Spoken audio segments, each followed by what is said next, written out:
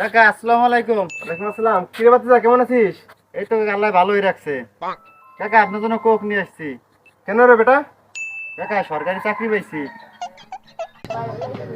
বাতিজা, ঘুষ টুস কিছু দেয়া লাগছে?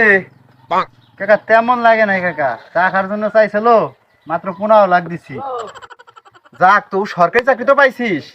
ঘুষ দেয়া চাকরি বাতিজা কোনো কারো ছাড় দিবি নাই। দেখছিস সরকারি চাকরি করে ঢাকায় বাড়ি করছি, চট্টগ্রামের বাড়ি করছি, 4 চাকার গাড়ি চালাই। আমাকে দেখে শেখ। কেন কি করেন কাকা আপনি? ওই যে ঘুষ ছাড়া কোনো কাজ হয় না। ঘুষ দেওয়া চাকরি ঘুষ নিতে হবে। তো বাতিজা চাকরিটা কিসের পাইলি? কাকা দুদকে।